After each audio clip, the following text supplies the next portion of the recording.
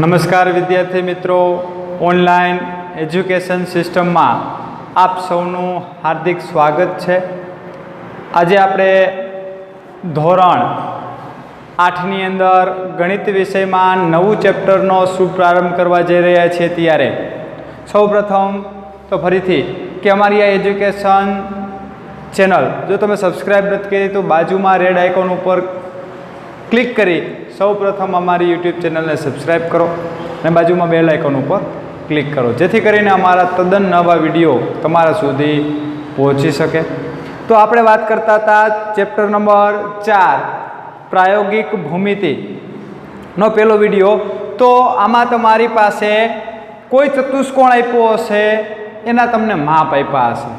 તો માપ આધારિત તમારે એના પછી આકૃતિ ડ્રો કરવાની છે માપ સાઇઝ પ્રમાણે, અને એના તમારે સોપાન એટલે કે મુદ્દા લખવાના છે.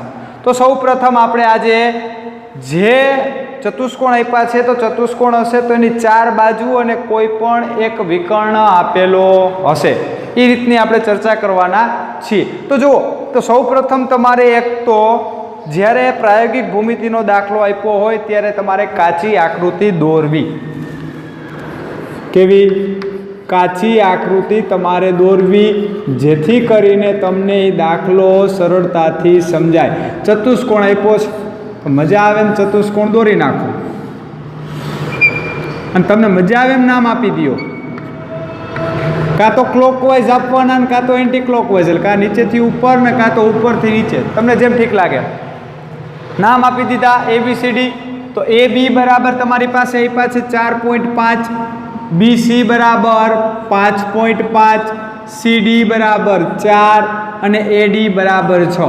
એટલે કે તમને 4 બાજુના માપ આપ્યા છે અને એક આપ્યા છે AC. AC એટલે આ વિકર્ણ કહેવાય.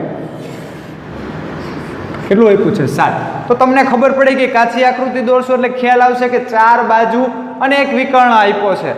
તો પેલી રીત આપી તમારી પાસે કે 4 બાજુ હોવા જોઈએ અને એક વિકર્ણ હોય તો સરળતાથી આકૃતિ દોરી શકાય. તો સૌ પ્રથમ તમારે શું કરવાનું કે બંનેમાં આવતું હોય એવું, એટલે કે તમારી પાસે વિકર્ણ છે, તમારી પાસે શું આપ્યું છે તો કે વિકર્ણ આપ્યો છે. તો વિકર્ણને પહેલાં તમારે શું કરવો પડશે? ડ્રો કરવો પડશે. તો વિકર્ણનું માપ તમારી પાસે કેટલું છે તો કે 7 સેમી. તો સ્કેલની મદદથી તમારે 7 સેમીનું માપ લઈ લેવાનું છે. તો તમારે સૌપ્રથમ જરૂરી વસ્તુ સ્કેલ, પેન્સિલ, રબર, પછી પરિકર અને કોણ માપક, આટલી વસ્તુ તમારા હાથમાં હોવી જોઈએ. પછી વિડીયો જોતા જોતા આપણે બીજે બહાર ગોતવા જાય, મમ્મી સ્કેલ લાવો, તો એ શક્ય નથી. બરાબર? તો સૌ પ્રથમ તમારી પાસે વિકર્ણ આપ્યો છે AC, એનું માપ કેટલું છે તો કે 7 સેમી. તો તમારે સ્કેલની મદદથી, હું અત્યારે ઇંચમાં માપ લઈશ પણ તમારે સેમીમાં જ લેવાના છે. હું અત્યારે સેમીમાં માપ લઉં છું તો કે 14 સેમી, પણ આપણે કેટલું કીધું છે? 7. મેં 14 એટલે લઉં છું કે તમને આકૃતિ વ્યવસ્થિત મોટી દેખાય માટે. તો તમારે સ્કેલ માપની મદદથી 0થી શરૂ કરીને 7 સુધી, 0થી શરૂ કરીને 7 સુધીની એક પહેલાં લીટી દોરવાની. તો આનું નામ આપી દઈએ આપણે A અને C.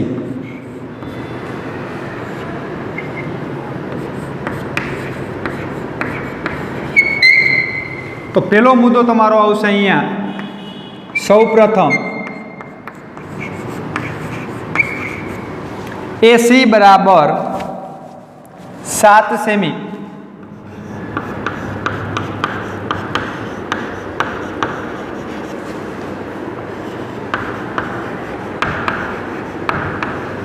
રેખાખંડ રચો.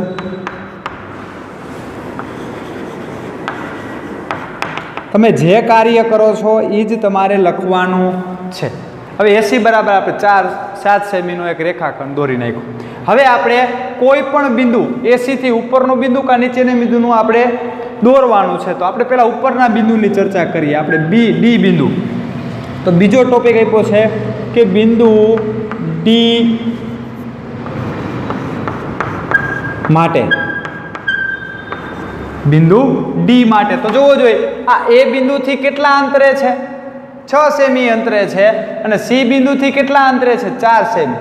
તો સૌ પ્રથમ D બિંદુ માટે બિંદુ A ને કેન્દ્ર લઈ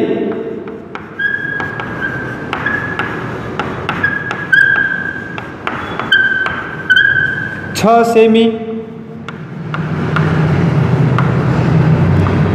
તથા 6 સેમીની તથા હવે કેનો વારો? બિંદુ સી. બિંદુ સી ને કેન્દ્ર લઈ કેટલા સેમી આવશે? તો કે 4 સેમી. ચાપ રચો. જ્યાં છેદે ત્યાં બિંદુ ડી રચો.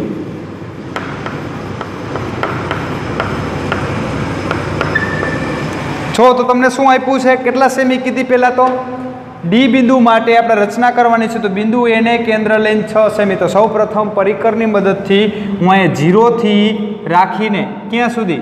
6 સુધી. તમારે માપ લઈ લેવાનું છે તમારી રીતે. તો 6 સેમીની ચાપ છે એને કેન્દ્ર લઈ આપણે ડી ઉપરની બાજુ છે એટલે આમ ચાપ માર દેવાની. કમ્પ્લીટ.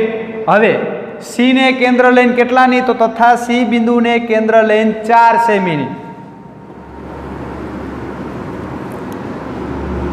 તો તમારે 0 થી 4 સુધીનું માપ લઈ સી ને કેન્દ્ર લઈને આમ 4ની ચાપ મારવાની.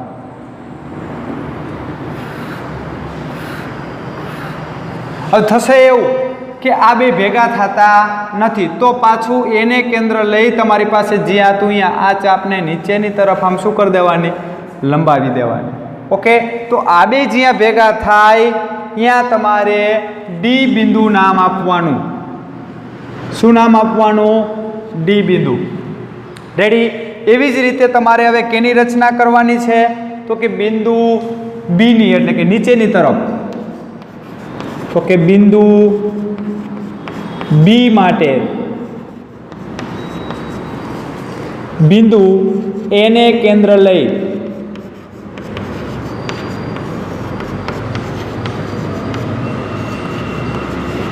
તો બિંદુ એને કેન્દ્ર લઈને કેટલી? 4.5 એટલે કે 4.5 સેમી. 4.5 સેમી. એવી જ રીતે તમારી પાસે બીજું અંતર આપ્યું છે. શું આપ્યું છે? તથા સેમીની તથા બિંદુ સી ને કેન્દ્ર લઈને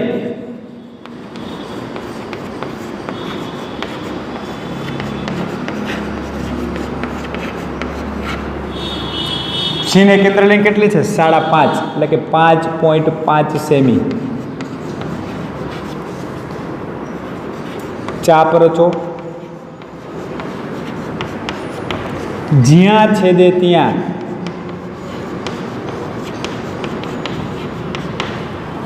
બિંદુ બી રચો.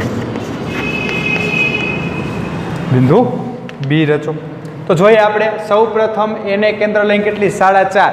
તો જોવો જોઈએ 4 અને 5ની વચ્ચે 0 થી સ્ટાર્ટ કરીને 4 અને 5ની વચ્ચે એટલે 4.5. તો એને કેન્દ્ર લઈ તમારે 4.5 આવી રીતે ચાપ માર દેવાની. અને સી ને કેન્દ્ર લઈને કેટલી છે? તો કે 5.5. તો તમારે સ્કેલની મદદથી સી ને કેન્દ્ર લઈ 5.5.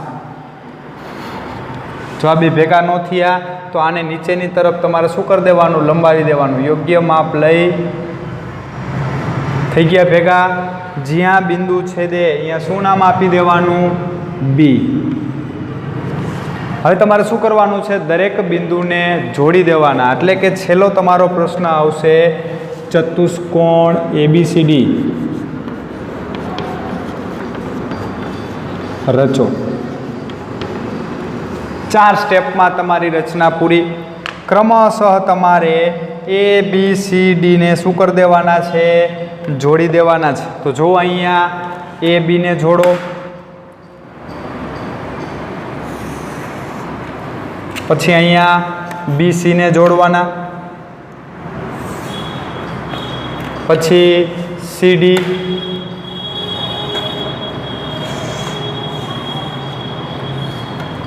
અને પછી AD.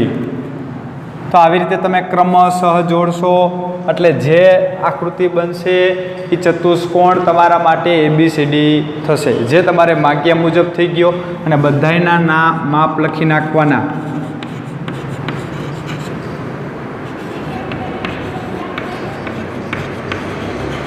સાવ સિમ્પલ છે અને આવડી જાય એવું પણ છે. એવું એટલું બધું પણ હાર્ડ નથી કે તમને અઘરું પડે.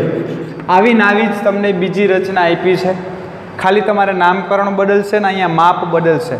તો તમે સ્વપ્રયત્ને ટ્રાય કરજો. પછી તમારી પાસે ત્રીજો પ્રકાર આપ્યો છે, ચોરસ ઉપર એમ હોય એટલે આને કહેવાય સમાંતર બાજુ ચતુષ્કોણ.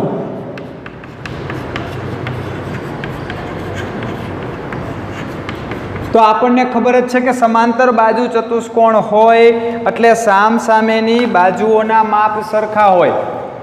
સામસામેની બાજુઓના માપ સરખા હોય તો સમાંતર બાજુ ચતુષ્કોણ. જો અહીંયા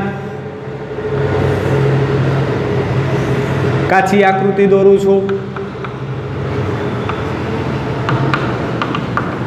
તો તમને આપ્યું છે મોર, MORE.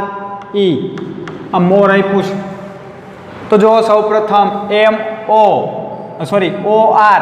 તો OR એટલે આ ભાગ, એનો માપ કેટલું આપ્યું છે 6 સેમી. તો સામસામેની બાજુઓના માપ સરખા હોય તો ME પણ કેટલા થઈ જશે 6 સેમી. એવી જ રીતે તમને RE, તો આ RE એનું માપ છે 4.5 સેમી.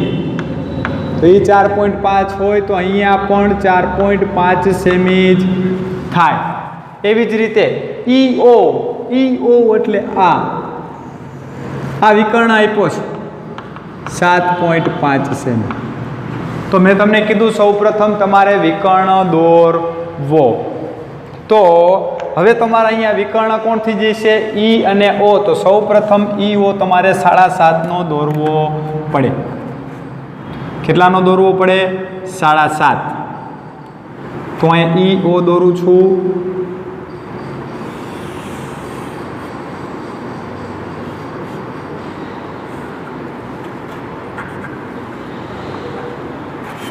તો કે આને નામ આપી દે E અને O, કારણ કે આ બે બાજુ આવે છે. જો બે બાજુથી અંતરના માપ મળે એટલે પહેલાં સૌ પ્રથમ વિકર્ણ જ દોરવો, અથવા તો બીજું કે તમે જ્યાંથી દોરો છો એની છેલ્લાના અંતર હોવા જોઈએ. ઈથી કોઈ પણ બિંદુનું અંતર હોવું જોઈએ ને ઓથી કોઈ પણ બિંદુનું અંતર હોય તો જ તમારે એ બાજુ લેવાની. એટલે કે બે બાજુથી જે સામાન્ય હોય એને દોરવાના. તો મુદ્દા લખવાના થશે. સૌ પ્રથમ વિકર્ણ EO બરાબર 7.5 સેમી નો રેખાખંડ રચો.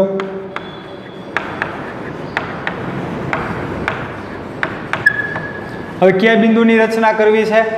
EO થી બે બાજુ બિંદુ હોય, એક M અને એક R. તમને જે બિંદુ સહેલું પડે એ બિંદુ તમારે લેવાનું. તો આપણે R બિંદુની રચના કરીએ છીએ. બિંદુ R.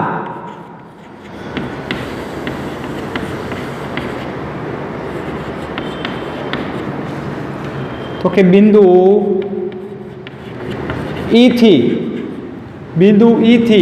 R કેટલા અંતરે છે? 4.5 સેમી. બિંદુ E ને કેન્દ્ર લઈ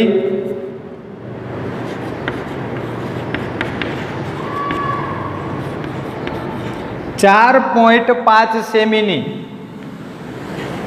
તથા O ને કેન્દ્ર લઈ બિંદુ O ને કેન્દ્ર લઈ O ને કેન્દ્ર લઈને તમે ચાપ મારો એટલે કેટલા સેમી કીધી? 6 સેમી. ચાપ રચો. બંને ચાપ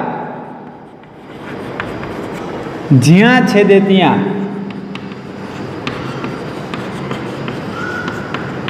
બિંદુ R રચો. તો R બિંદુની આપણે રચના થઈ ગઈ. શું કીધું છે તમને? તો કે બિંદુ R માટે બિંદુ E ને કેન્દ્ર લઈને 4.5. તો તો 0 થી 4.5 સુધીનું પહેલાં તો અંતર લઈ લેવાનું. લઈ લીધું તો ઈને કેન્દ્ર લઈને ઉપરની તરફ 4.5 માપી લીધા. હવે એવી જ રીતે તમને કેટલા આપ્યા છે તો કે 6. કેને કેન્દ્ર લઈને તો કે O ને કેન્દ્ર લઈને 6 સેમી. તો પહેલાં તો પરિકરની મદદથી તમારે 6 સેમીનું માપ લઈ લેવાનું. O ને કેન્દ્ર લઈ 6 સેમીને એના ઉપર ચાપ મારો. જો નથી છેદતા તો પાછી જૂની ચાપ જે હતી એને તમે થોડીક ઉપરની તરફ લંબાવી દો. આ જ્યાં બે છેદે ત્યાં તમારે બિંદુ ક્યુ દર્શાવવાનું છે તો કે R. તો આ બેનું છેદ બિંદુ મળ્યું, ત્યાં તમે R બિંદુ દર્શાવી દો. એવી જ રીતે તમારે હજી કયા બિંદુની રચના કરવાની છે તો કે બિંદુ Mની. તો બિંદુ Mની રચના કરીએ. તો બિંદુ Mની રચના કરવા માટે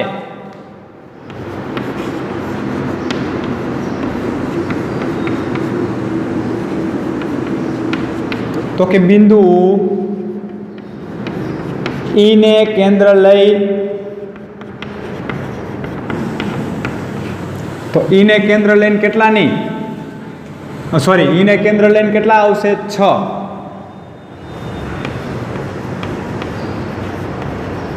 તથા કોણ આવ્યું છે O. બિંદુ O ને કેન્દ્ર લઈ બિંદુ O ને કેન્દ્ર લઈ કેટલા સેમી તો કે 4.5 સેમી. 4.5 સેમી ની આપણે આકૃતિ લેવાની છે. 4.5 સેમીની ચાપ રચો. બંને ચાપ